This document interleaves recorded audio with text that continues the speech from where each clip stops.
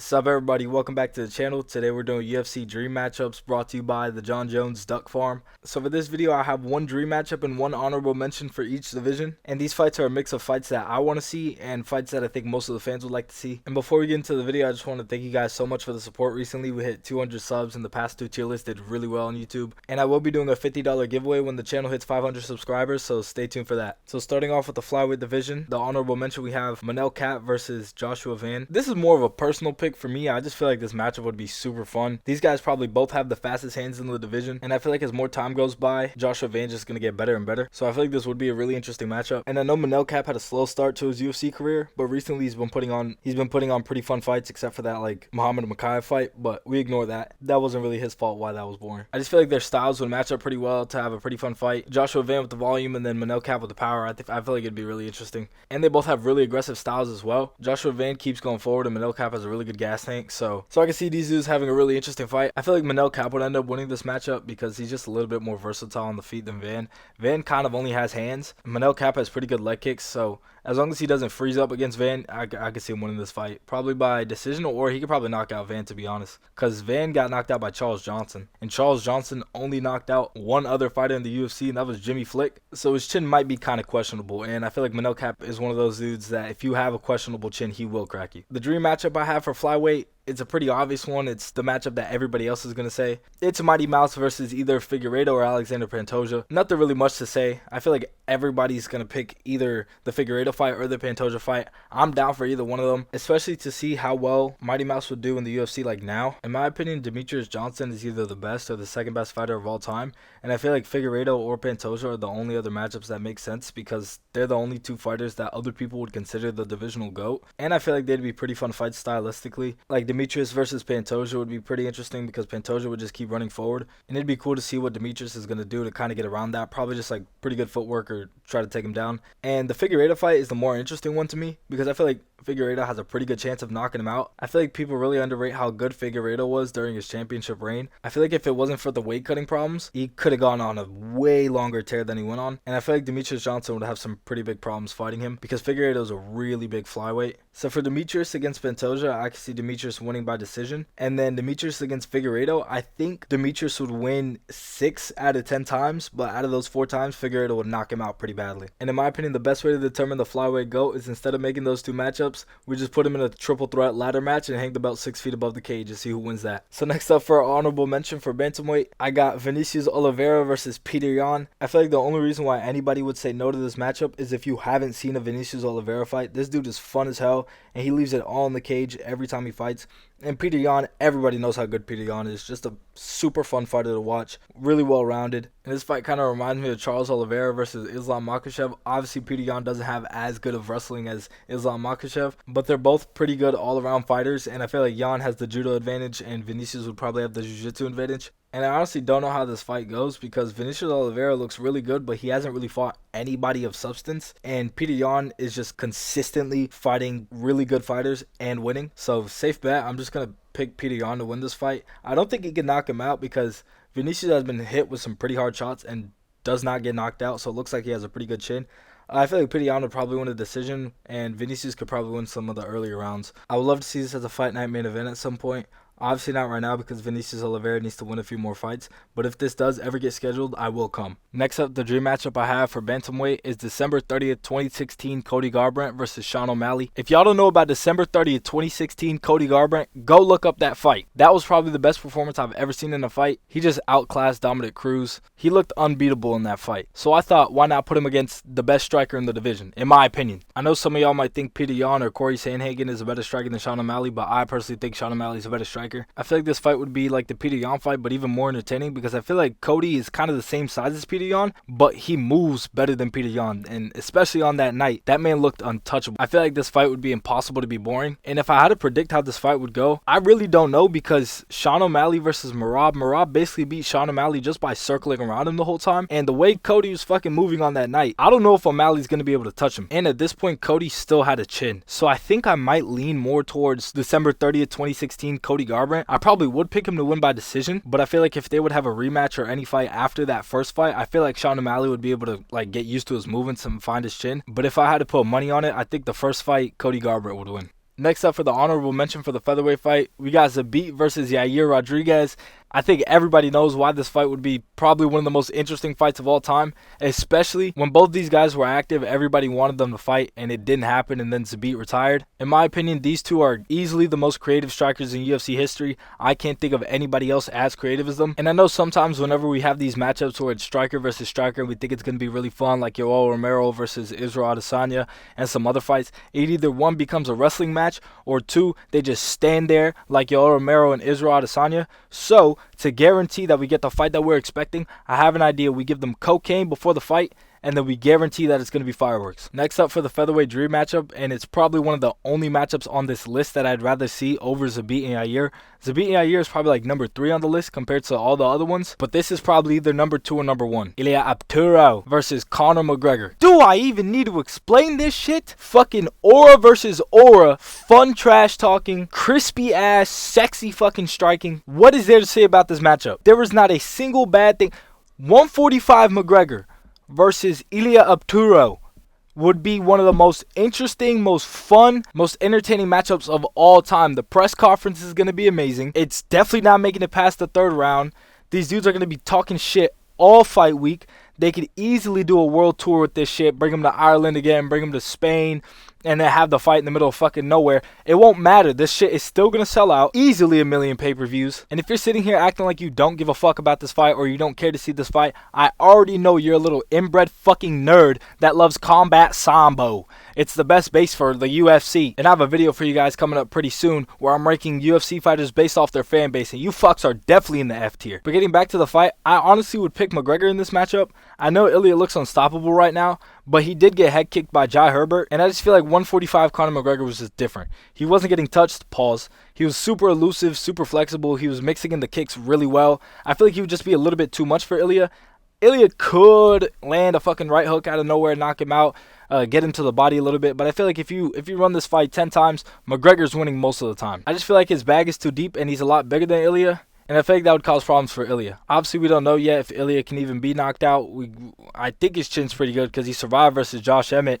Didn't get knocked out by Max Holloway and fucking knocked the shit out of Volkanovski. So his chin's probably decent. But I honestly think 145 McGregor could knock out any 145er. So next up, we got our honorable mention for lightweight.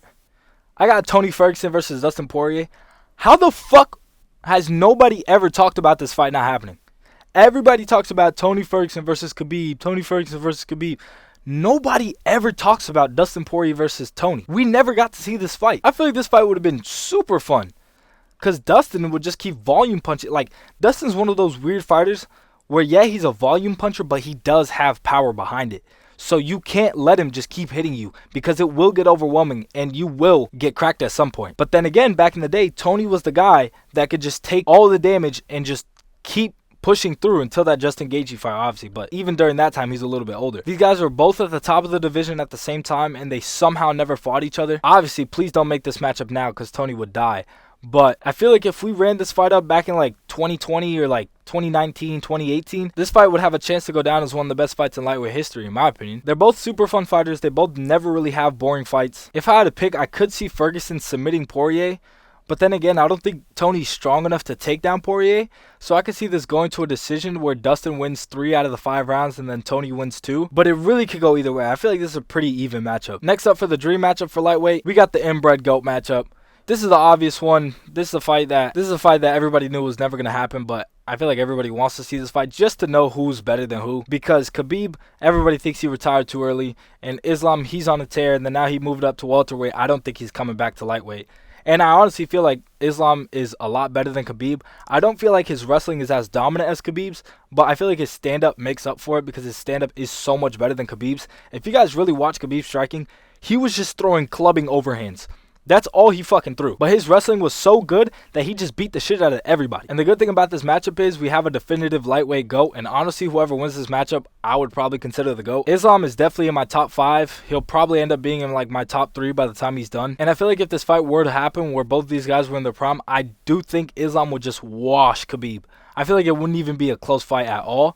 because I feel like Islam has good enough takedown defense to the point where Khabib won't be able to really do anything with the grappling, and then it would just end up being a stand-up fight, where Islam has way better striking than Khabib. I don't see him finishing Khabib, but I could see him winning it by decision, and I genuinely think if you run this matchup 10 times, Islam wins 10 times. Next up, the honorable mention for welterweight is Joaquin Buckley versus Robbie Lawler. These guys both have super similar styles. I think they're like the same height too. They both have really good knockout power.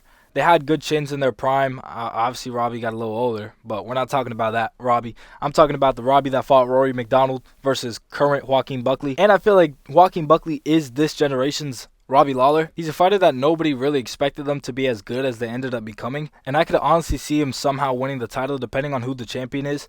I feel like he causes big problems for Shavkat. I feel like JDM would beat him, but I feel like he would knock the shit out of Ian Gary. And I could also see him knocking out Belal Muhammad too. The only person I really do see giving him problems is JDM, and then if Islam moves up, Islam could probably give him some problems. But other than that, I do see him beating all the other top welterweights. Michael Morales could probably give him some problems too. We still don't really know how good Michael Morales is. He did beat Gilbert Burns, but Gilbert Burns looked like he kind of just gave up in that fight.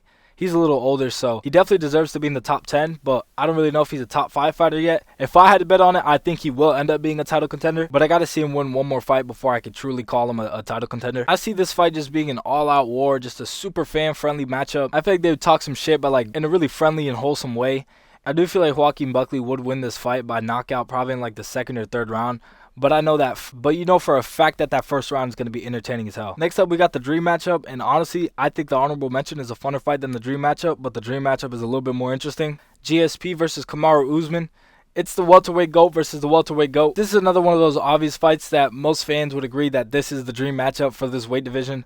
Kamaru Usman was on a tear, and I feel like people forget how good he really was during that championship run. If you rewatch every fight, he gets better and better every single fight leading up to that Leon fight where he got knocked out and then Father Time just caught up to him. But even since then, he's the only fighter to have a competitive fight with Khamzat Chimaev other than Gilbert Burns, and he did pretty good in that second Leon Edwards fight. There hasn't been much buzz about this fight ever since he did lose his belt, but I'm still really interested in this matchup. I still think it'd be a really good fight. They both have pretty similar fight styles where they're pretty good standing up and they have really good wrestling. I do think GSP does have the advantage standing up, but I don't think that it's as big of an advantage to the point where he just beats Kamaru Usman that easily. I feel like something that people don't give Kamaru Usman enough credit for is that he doesn't make the same mistake twice. And I feel like that would play a really big part in this fight because they're both like super computers. They're both super smart fighters that have really high fight IQ, but I would lean a little bit towards GSP. Obviously, the skill to get into the UFC gets higher and higher every year, and I do think Kamaru might be a little bit more skilled. Nah, fuck, I don't know, bro. Honestly, I'm not even going to give a prediction to this matchup because I genuinely don't know who would win this fight, and I can't even think of how one or the other would win this fight. I do think it'd be by decision. I don't think either of them would finish each other, but I just see this as a super interesting chess match, but I really don't know which way to go with it, so I'm just going to move on to the next fight.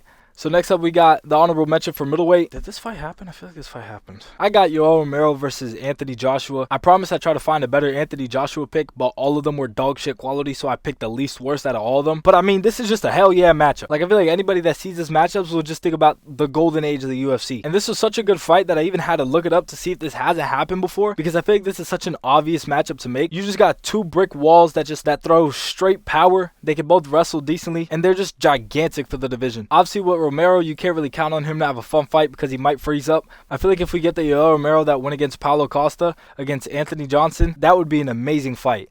I would lean a little bit more towards Johnson because I feel like his power would freeze up Yoel a little bit and make him strike a little less. And I feel like Rumble would win this fight by decision, probably losing the later 2 rounds but winning the first 3. Next up, we got a dream matchup for middleweight. Oh, babe, I don't even need to say a damn thing about this fight. It's already all over the screen. If you call yourself a hardcore UFC fan and you never had a wet dream about this fight, you are not a hardcore UFC fan. This fight right here would be the only fight I would ever actually pay for a pay-per-view to see. I don't give a fuck if that camera is in the nosebleeds and you can't even zoom in to watch this fight. I will give you $60 to watch this damn fight. I will pay somebody $60 to watch this fight on a Nintendo DS. That's how much I want to see this fight. They're both length maxers. This is probably the most interesting fight of all time.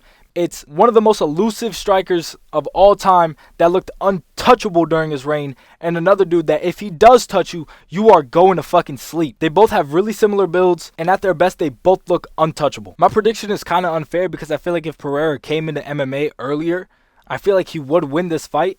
because even in his prime in the UFC, he was already an older fighter, so his chin is naturally just a little bit weaker. But also I feel like that wouldn't even come into play that much because his defense is pretty bad, and prime Anderson Silva would find the tiniest cracks in your game and expose them. So my prediction for this fight would be Anderson Silva winning by like probably second or third round knockout, especially if it gets into the later rounds. I see no way in Pereira winning this fight. If somehow they could go back in time and make a 31-year-old Pereira fight a 31-year-old Anderson Silva, I would be the first one in line to see that fight. Next up, we got our honorable mention for light heavyweight. I got DC versus Big Ang. I couldn't really think of any other fights.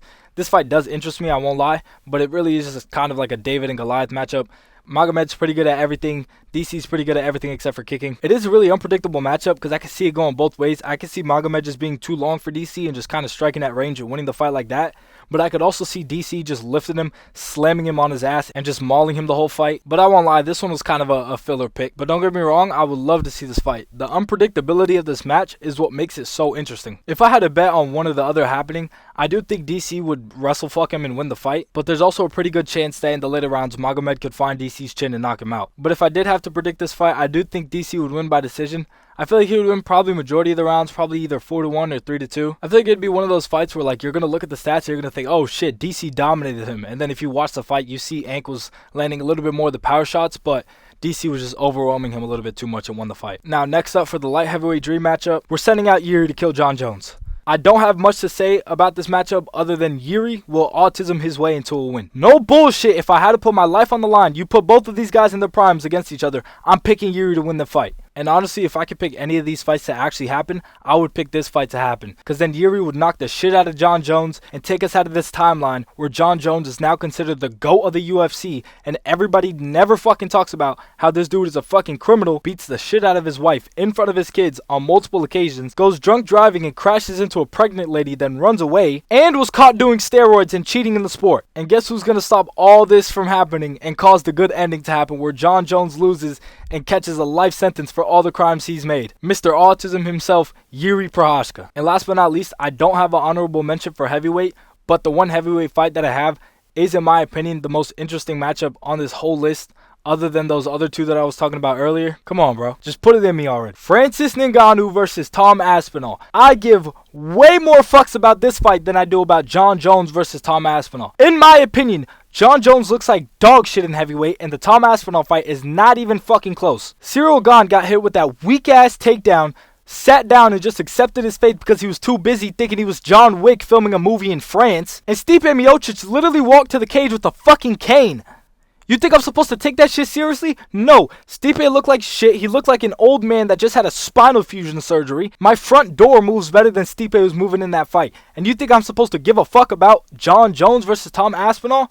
Anybody that's ever watched the Tom Aspinall fight knows exactly how that fight is going to go. He's going to knock the shit out of Jon Jones. So everybody's talking about, oh, Jon Jones, Tom Aspinall. Oh no, we're not going to get that fight. We're not going to get that fight. This fight is so much better. If we had this fight going on, nobody would know who to pick. I feel like the Jon Jones and Tom Aspinall fight, anybody who actually watches the UFC knows Tom Aspinall is going to win. Anybody who pretends like they watch UFC or they used to watch the UFC 10 years ago when Jon Jones wasn't a fat-ass heavyweight knows exactly how this fight's going to go. It's not close. Tom would beat the shit out of Jon. But with the Francis fight, especially how good Francis looked that last fight against Ciryl Gane and obviously that dude in the PFL, this fight would be really interesting. Francis woke up one day and just said, yeah, I know how to wrestle now. He had really good takedown defense against that last Stipe fight, and bro was knocking the shit out of everybody. Both of these dudes have some of the best power I've ever seen. Tom Aspinall moves like a lightweight, and Francis is somehow that big and can throw a fucking head kick. And this is also the only other fight on the list that I have no clue how this shit would go. And that would be okay because both of the endings to this fight would be a good ending. We know this shit's ending in a first round knockout, but I can't lean one way or another. Honestly, if this fight ever did actually happen, I would just flip a coin to guess who would win this fight. So this one was a no-brainer to me. Fuck that Tom Aspinall and Jon Jones matchup. But yeah, that's it for the video. Once again, thank you guys so much for the support recently. Don't forget to stay tuned for the ranking UFC fighters based on their fan base tier list. And don't forget to like and subscribe and click the video you see on the screen right now or Jon Jones is going to touch you.